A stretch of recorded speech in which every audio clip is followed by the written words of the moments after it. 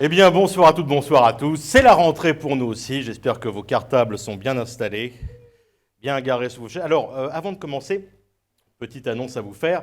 J'ai un ami qui a acheté une place pour la finale de la Coupe du Monde de rugby au Stade de France le 28 octobre, mais il s'est aperçu un peu tard que c'était le jour où il se mariait.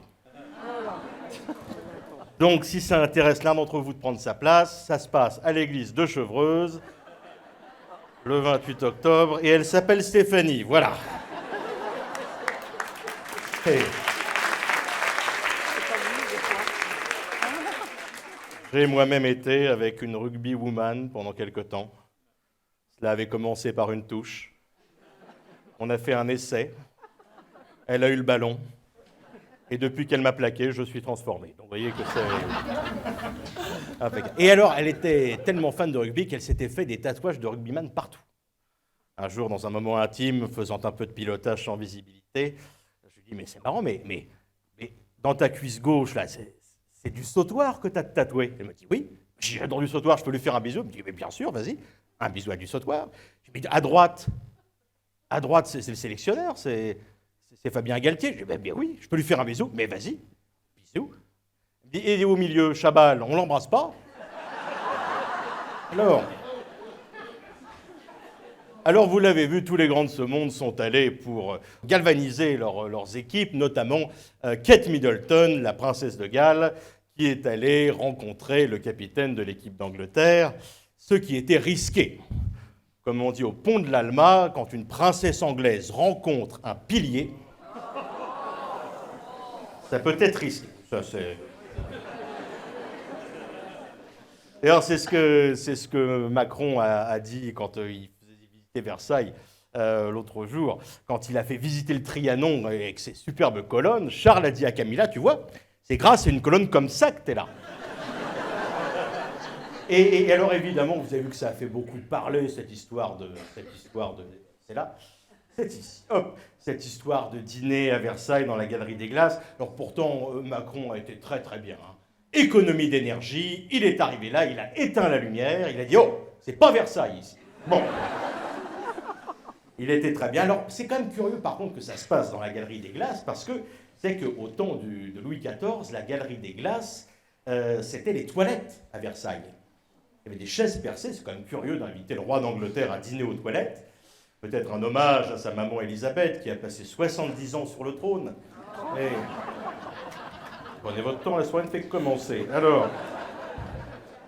Et vous avez vu une liste de 150 invités, et beaucoup, tout de même, ont été... les gens ont dit, oui, c'est pas juste, pourquoi lui, c'était pas logique. Alors l'Élysée a fait un petit communiqué pour justifier l'utilité de chacun des invités lors de sa venue à Versailles, son utilité pour le château. Donc tous les invités, évidemment, étaient bien. Hein. Amélie Mauresmo est venue officiellement pour entretenir les gazons. Charlotte Gainsbourg pour représenter les plates-bandes.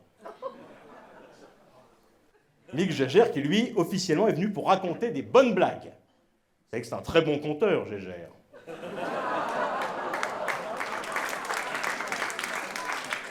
On vous a prévenu, c'est la rentrée. Alors bon, Laurent Fabius, qui lui était là en tant que témoin vivant de la construction du château. Jacques Lang, en tant que témoin vivante de la construction du château.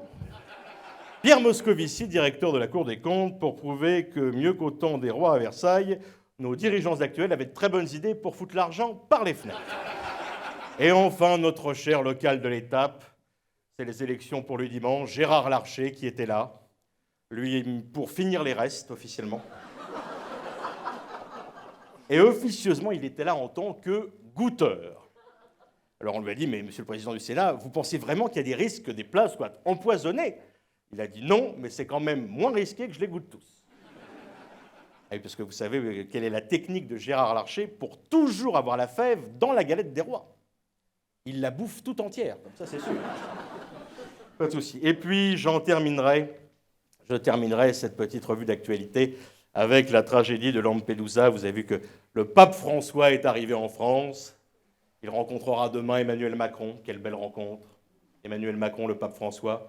Enfin, le pape des pauvres va rencontrer son premier fournisseur. Et Gérald Darmanin s'est rendu à Lampedusa pour dire la France n'accueillera pas de migrants, pas de réfugiés. Alors un réfugié est allé voir Darmanin.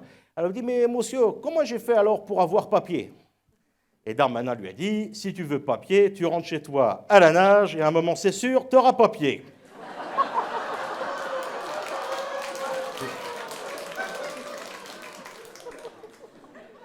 Gérald Darmanin qui menace carrément de démissionner depuis qu'il a appris qu'en France, avoir un mandat ministériel s'appelait aussi avoir un Marocain.